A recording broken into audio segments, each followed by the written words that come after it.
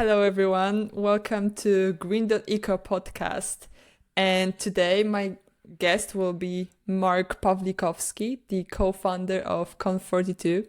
Hello, Mark. What's up? What's up, Sara? How are you doing? Excited to be here and have a chat. Great. So let's warm you up first with a absurd question. So if you could have a conversation with any animal, what animal would you choose and what would you ask it? Yeah, so that's probably the weirdest one I had yet. But the answer is pretty simple. Capybara is gonna be. And if you ask me why, is that I find that capybaras are probably the most chill animals on the planet. They can hang out with omnivores, carnivores, herbivores. They just chill. They love water, as I do, swimming and stuff. And I'm kind of curious what they would say, because it's not super obvious. But yeah, this will be the one. All right. Very good answer. Okay, so you are the co-founder of Conf42. Could you tell us a bit more what Conf42 is? Well, yeah, apparently. So basically, Conf42 assembles software engineers and IT people in general online within virtual events that we organize. Right now, we are heading towards 18 a year. You might start counting how this is possible, but basically this is the online formula that allows us to do as many as we do. And what we plan on is basically gathering some submissions from people regardless of their walks of life. They can be from every single city in the world with internet connection, and the main goal is to assemble them, to let them spread the word about the latest technologies, their findings, some tooling that they're using in their day-to-day life. Very often those people have the first chance to speak at Conf42, which is very important because, you don't become epic keynote speaker overnight.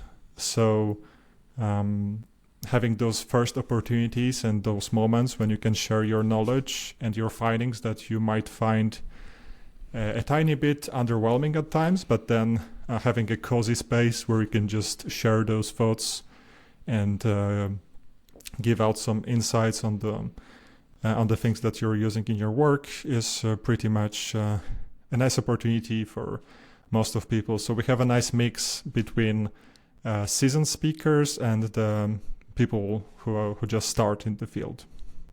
Mm-hmm. All right. So it sounds like you guys... Yeah? Yeah, I was just wondering because, it's funny because, we are siblings, but I was wondering at which point you kind of know what your brothers are doing. So what would be your vision on... what will be your vision on what Conf42 does, like in general? Because you had some contacts with people at conferences. Do you think we're doing all right? Yeah, I think you guys are doing all right.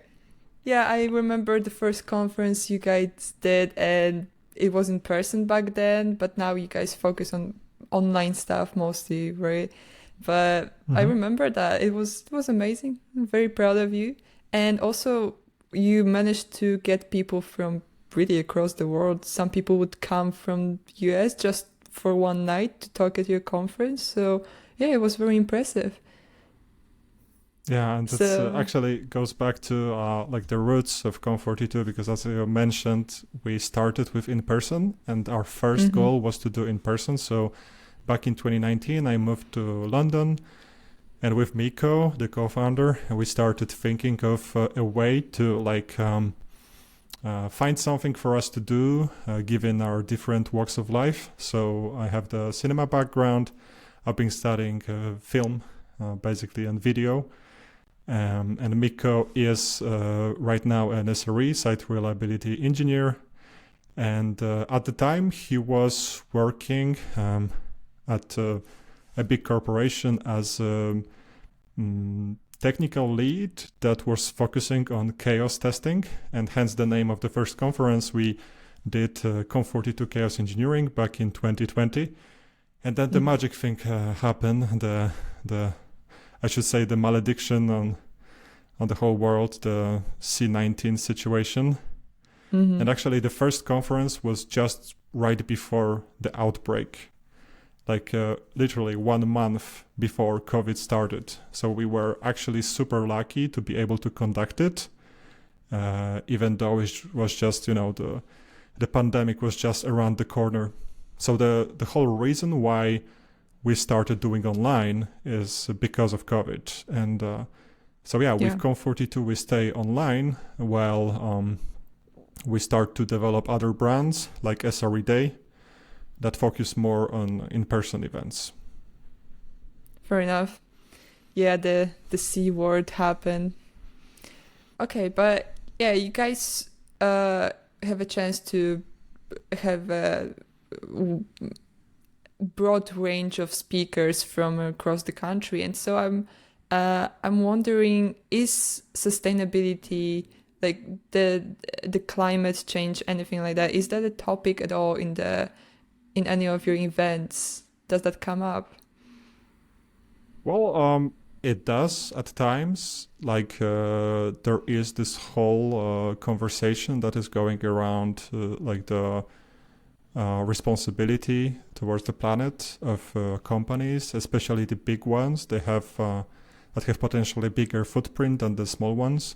Because just for the context, like we are a tiny, I would say even nano company at this point. We employ just a couple of people, which makes us, like in terms of the carbon footprint, it's quite minimal because apart from using like the normal media that you would use for office work, we do not conduct any conferences with any sophisticated transportation.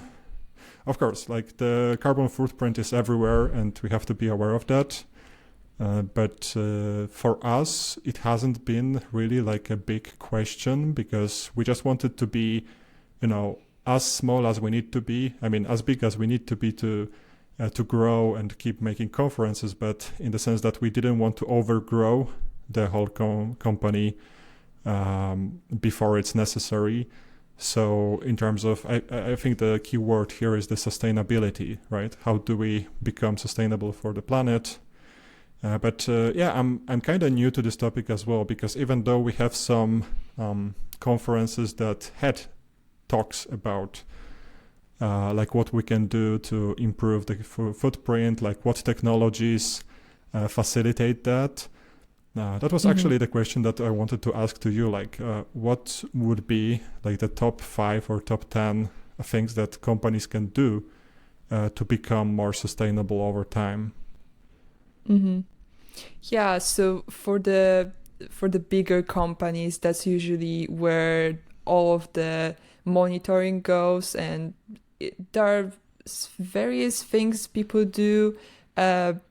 The monitoring is mostly when it comes to the carbon emissions. So many companies now, they have a certain amount that they pay for that they can emit, but then after that there's a fine. They can't really do that, and there's a lot of pressure on how the companies show their carbon footprint to the public. Now there's more demand on that, which is, I guess, fair enough. But there are small things as well, like what you said about trying not to overgrow. I think that's a very smart thing to do. If you don't need to use more electricity or paper or plastic, then don't do that.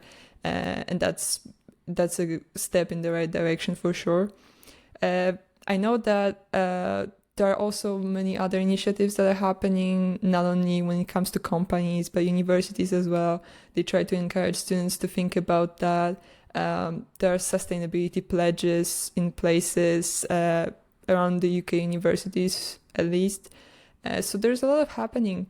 And yeah, what you say, sounds good enough. And a smart and thoughtful approach, I would say. And we circle back to, I guess you have this brand new initiative of Grin.eco. So I wanted to maybe, this is the first episode, so maybe you could say what are the objectives of the initiative going forward? What plans you have to maybe increase the visibility on those problems, maybe increase awareness, educate people, or is it more like showing stuff for people to understand better the climate change? Or can you tell more about this? Yeah, for sure. I don't think it's about educating people so much as there's a lot of information everywhere. So I think it's more about just making certain things more visible and just showing them in simple form. Since when you have tens of books about climate change, you can't really read all of them and do your own stuff at the same time if you're not very interested in that. But since everyone kind of needs to start thinking about how to make their lives more sustainable, I feel like our main goal at Grin.eco is to just summarize and gather that information for you so that you don't have to go and read the whole book. You can just extract the stuff that you need. And we're trying to make it as appealing, as easy, looking for keywords, looking for patterns as well. There's a lot of knowledge out there and we still don't have all the answers, but it's good. It's a good start to just have a look at what's already there, what you can do, and so that it's not overwhelming. So I guess that's what we're trying to do. And we're just starting off, so we also have some ideas to moving forward, how to grow, but we'll see how that goes. But yeah, that brings me to my next question. So when it comes to new partnerships, would you say that companies they look for that kind of carbon transparency? Is that important? I wouldn't talk for all companies. I think they all have different perspectives on that, but yeah, there is a fine line, I feel like, between companies trying to virtue signal, saying, oh, we are ecological now because we reduced X and Y while increasing the positive impact. We planted X trees. So there's definitely that.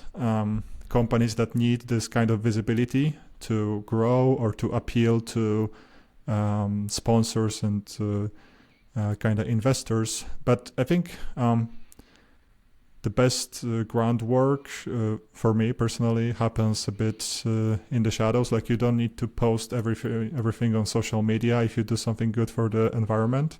So of course there's this fine balance between having this in mind and kind of acting silently and needing to spread the word and make it viral, if that makes sense. But this is a conversation that we've been having for quite some time regarding Com42 and what positive impact can we do as a company. And yeah, there might be potentially some things coming up, but for now it's just in the plans. So I can't really give you any details for now. But to be honest, when speaking with startups, this is not very often a point of deeper conversation, but hopefully this keeps evolving and changing, as the time goes. All right. So I guess we'll see what the future brings. But that was a very big time explanation of we'll see.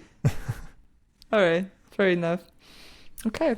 Well, I feel like that was a very insightful first episode. Definitely. Yeah, I hope you guys enjoyed it. And for all Grin.eco enthusiasts and Com42.com enjoyers, You can take a look at those two platforms. Definitely there's some potential if you'd like to share your knowledge on ecology or technology, or maybe in the future eco-technology. We'll see how it goes. There has to be something in between. So I hope that the project grows and you get more interest around those topics that seem to be like crucial for us to proceed, like in terms of humankind, because otherwise we risk damaging the planet to the extent where it's hard to recover while we're alive. So definitely something to keep in mind. All right, so I have this appointment on Mars right now. You might be wondering why I have this suit. Actually, I'm going into space right now, so sorry, no more time, but I will see you on the next one, Sarah. All right, safe travels. Thank you for coming, and thank you for listening.